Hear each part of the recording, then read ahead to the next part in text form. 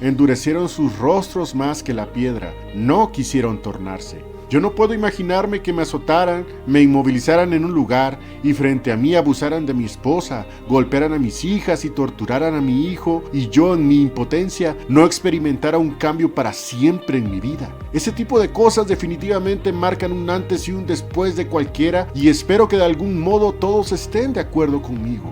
Bueno, eso y más vivieron los israelitas en esas invasiones. Se dieron cuenta perfectamente que era castigo de Dios y tenían la gran oportunidad de decir: he pecado, ¿qué debemos hacer?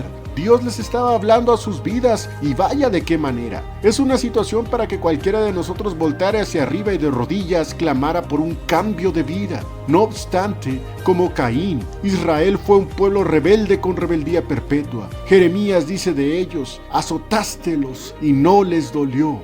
Fue un daño contra su propia familia, contra ellos mismos, contra sus propias posesiones. Su vida misma jamás sería igual, pero como se trataba de Dios y de las palabras de un locuaz profeta que no tenía habilidad alguna para callarse, pues se empecinaron en su necedad.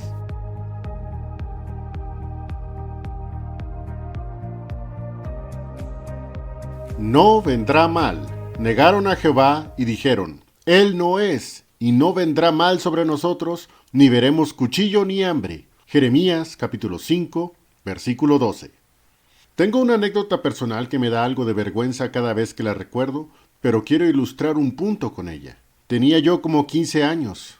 Hoy en día tengo 47. No era cristiano y nuestro contexto familiar era que cuando alguno de mis hermanos o yo nos portábamos mal, llegaba alguno de nuestros padres y nos agarraba a cinturonazos para corregirnos. Esa era nuestra realidad, independientemente de lo que hoy en día se piensa al respecto. Uno de esos días reconozco que me comporté muy mal con uno de mis hermanos y lo hice llorar. Mi adolescencia estuvo llena de torpezas y tonterías de las que hoy en día no me siento muy orgulloso. El punto es que llegó la hora de la verdad y mi madre hizo lo que comúnmente hacía en estos casos. Agarró un cinturón y se dispuso a usarlo contra mí, ya saben dónde. Yo, entre enojado y asustado por lo que se venía, me preparé para el dolor y en el momento que sentí el primer cinturonazo pasó algo que nunca había sucedido. Aun cuando mi madre usó una fuerza considerable, simplemente no me dolió.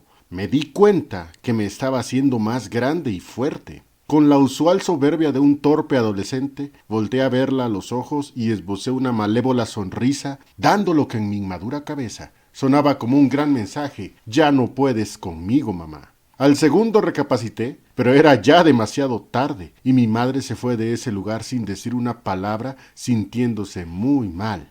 Por supuesto, yo también me sentí terrible, y desde ese día mis castigos fueron diferentes, además de que sea como sea, a mis padres debía honrarlos, pues ellos me amaban y aún hoy en día mi madre, quien vive todavía, me ama muchísimo, y yo a ella también. Tengo una anécdota similar con mi padre, quien ya falleció, pero la reservo para otra ocasión. El pasaje siguiente siempre me recuerda esta anécdota con mi madre. Jeremías capítulo 5, versículo 3. Oh Jehová, ¿no miran tus ojos a la verdad? Azotástelos y no les dolió. Consumístelos y no quisieron recibir corrección. Endurecieron sus rostros más que la piedra. No quisieron tornarse.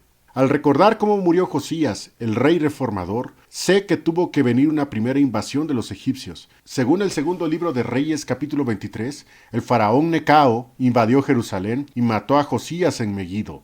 El versículo 29 lo aclara. Esta era la primera de múltiples invasiones que sufriría Judá. Los mismos caldeos los invadieron 3 veces entre varios otros pueblos. Si analizamos un poco, debemos entender que una invasión es un evento terrible para el pueblo invadido. Los hombres son muertos de formas indescriptibles, las mujeres violadas atrozmente, los niños golpeados inmisericordiamente, los bebés son azotados contra las paredes o el suelo frente a sus propios padres, y el lugar nunca será igual para nada ni por nada del mundo. Si hablamos de la primera invasión egipcia con Necao, que fue la, entre comillas, menos escandalosa, de cualquier manera hablamos de muerte, destrucción, tortura y esclavitud de todo tipo, que revuelve y aprieta el corazón de cualquiera. No más hay que enterarse del conflicto entre Israel y Palestina en los últimos años para entender las atrocidades que los seres humanos son capaces de hacer. El pueblo de Judá, siendo más rebelde que sus hermanos del norte en Israel, necesitaba una lección ejemplar, pues no quiso ver lo que sucedió a sus hermanos en la zona de Samaria. Con todo esto que estoy describiendo, con todo el castigo, con al menos la invasión egipcia de Necao y todo lo que eso conlleva, Jeremías le dice a Dios lo siguiente: «Oh Jehová, ¿no miraron tus ojos a la verdad? Azotástelos y no les dolió. Consumístelos y no quisieron recibir corrección. Endurecieron sus rostros más que la piedra. No quisieron tornarse». Yo no puedo imaginarme que me azotaran, me inmovilizaran en un lugar y frente a mí abusaran de mi esposa, golpearan a mis hijas y torturaran a mi hijo, y yo en mi impotencia no experimentara un cambio para siempre en mi vida. Ese tipo de cosas definitivamente marcan un antes y un después de cualquiera, y espero que de algún modo todos estén de acuerdo conmigo. Bueno, eso y más vivieron los israelitas en esas invasiones. Se dieron cuenta perfectamente que era castigo de Dios y tenían la gran oportunidad de decir: «He pecado, ¿qué debemos hacer?». Dios les estaba hablando a sus vidas, y vaya de qué manera. Es una situación para que cualquiera de nosotros voltara hacia arriba y de rodillas clamara por un cambio de vida. No obstante, como Caín, Israel fue un pueblo rebelde con rebeldía perpetua. Jeremías dice de ellos: «Azotástelos y no les dolió». Fue un daño contra su propia familia, contra ellos mismos, contra sus propias posesiones. Su vida misma jamás sería igual, pero como se trataba de Dios y de las palabras de un locuaz profeta que no tenía habilidad alguna para callarse, pues se empecinaron en su necedad. Ese tipo de actitudes ya las he visto. Puede que alguien que no le caiga bien a algún otro y este último le ofrece ayuda y aún se la da y le es para su bien, pero como le cae mal, no la acepta. No lo tolera ni le da crédito. Puede sentirse mejor con esa ayuda, pero le cae tan mal que no lo soporta y se enoja. Suena hasta irracional, pero es más común de lo que crees. Israel pudo entender que era su merecido y que debía reflexionar. Pero es Dios. Sí, es para mi bien, pero es Él. ¿Por qué no me da las lecciones este Moloch? Simple, porque ese es solo una piedra pintada que no puede hacer mal ni para hacer bien tiene poder. Verán, mis hermanos, y ustedes también, mis hermanas, que ese tipo de rebeldía recalcitrante es algo que puede surgir en cualquiera de nosotros. Es más, tal vez alguien pueda estar en este estado actualmente y Dios está trabajando con su vida. Yo mismo reconozco no ser tan diferente a este pueblo de Judá. El problema es que esa actitud invariablemente lleva a pobreza. Jeremías 5, versículo 4. Yo empero dije: «Por cierto, ellos son pobres, enloquecido han, pues no conocen el camino de Jehová, el juicio de su Dios». Probablemente no pobreza material, sino una pobre y enloquecida vida por no conocer ni querer seguir sus caminos. Sé de personas que no soportan escuchar la palabra de Dios, de sentirse brutalmente incómodos en un lugar donde se habla de la Biblia. Hay quienes dicen que quieren estar en el cielo y no soportan un segundo en una iglesia de Cristo. Lo que se vive en ella al alabar y exaltar a Dios es una probada de lo que eternamente haremos allá. Esas personas, si se les permitiera poner un pie en el cielo, gritarían desesperados porque alguien los sacara inmediatamente de allí. Quieren vivir con las bendiciones, pero lejos de su presencia. ¡Oh, qué certera es esta palabra! Discierne las intenciones de nuestros corazones, ¿no es cierto? La dureza de corazón no solo nos hace rechazar a Dios. Vez tras vez lo he visto. Si despachas de tu vida todo lo que tenga que ver con Él, vendrá otro en su lugar. Claro que vendrá. No somos tan inteligentes ni tan autosuficientes. Es inútil pensar que nada nos moverá cuando en esos mismos momentos tu idolatría a ti mismo y a tu soberbia te están moviendo. Lo que es peor, hay quienes seguirán esos pasos. Hay quienes, como una estampa, estarán pegados contigo donde quiera que tú vayas. Si decides hacer tu vida lo que te da la gana, hay alguien que te copiará. Si buscas filosofías y vanas sutilezas porque te parecen más elevadas que las palabras del Señor, vida absurda por cierto, hay quienes pensarán como tú. Tú tienes una gran influencia sobre ciertas personas que tú arrastrarás al mismo infierno si no piensas lo que haces. Jeremías capítulo 5 versículo 7. ¿Cómo te he de perdonar por esto? Sus hijos me dejaron y juraron por lo que no es Dios. Sacielos y adulteraron y en casa de rameras se juntaron en compañías. ¡Bum! Esto también lo he visto. He escuchado cualquier cantidad de justificaciones al respecto. He llegado a escuchar: dejo a mis hijos pensar lo que quieran. Cuando estén mayores decidirán lo que ellos quieran. ¡Qué absurda forma de pensar! ¡Qué falta de interés por sus propios hijos! Eso no es amarlos, es aborrecerlos. Da tristeza cuando esas actitudes se ven en su mismo pueblo. Dios nos ha dado todo. ¿Y qué sucede? Sacielos y adulteraron, y en casa de ramera se juntaron en compañías. ¡Qué horrible es lo que estoy viendo aquí! Dios les dio todo, su bendición, su vida, su familia, todo se los dio.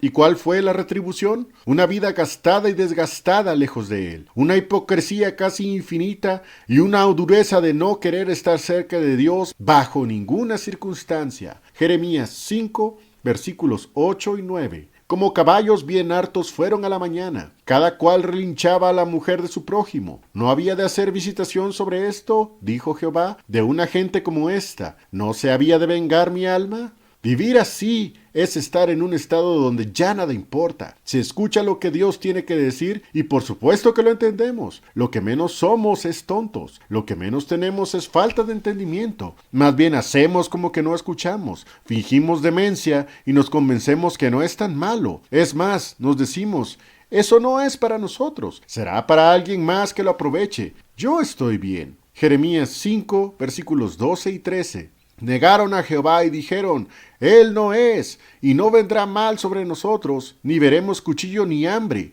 Antes los profetas serán como viento, y no hay en ellos palabra. Así se hará ellos. No va a pasar nada, se dicen. No habrá nada. Lo que nos dicen no es verdad. ¡Qué terrible! Es impreciso y no se aplica a nosotros. Llegar a ese cinismo es dejarse llevar por toda especie de males. Es como el adúltero que deja a su esposa por su nueva compañera y por más que lo quieran hacer entrar en razón, simplemente no hace caso. Se hace el sordo y se dice: no es malo vivir mi vida en felicidad. Ah, pero eso no es felicidad. Es todo menos felicidad. Lo malo es que luego será muy tarde para recapacitar.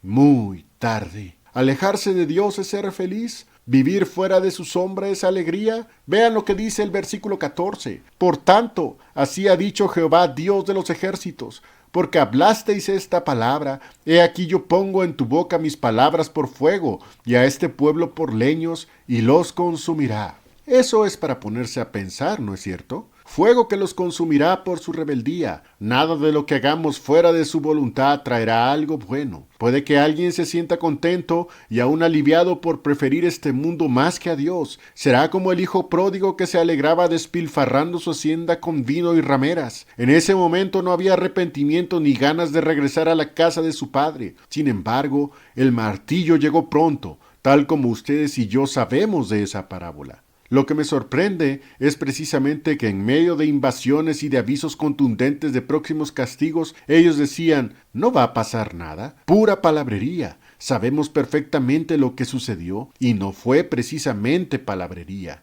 Jeremías capítulo 5 versículo 15. He aquí, yo traigo sobre vosotros gente de lejos, oh casa de Israel, dice Jehová, gente robusta, gente antigua, gente cuya lengua ignorarás y no entenderás lo que hablare. Egipto, Siria, Moab, Amón y 3 veces Babilonia. Así selló su destino, así lo quisieron.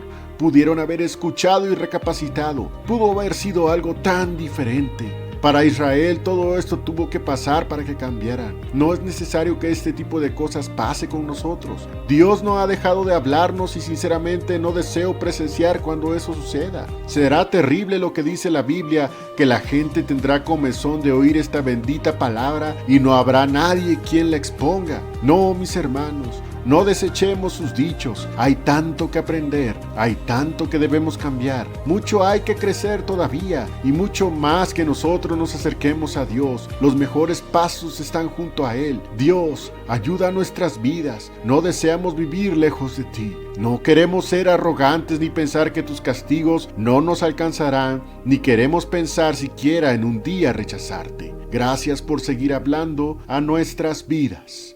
Amén.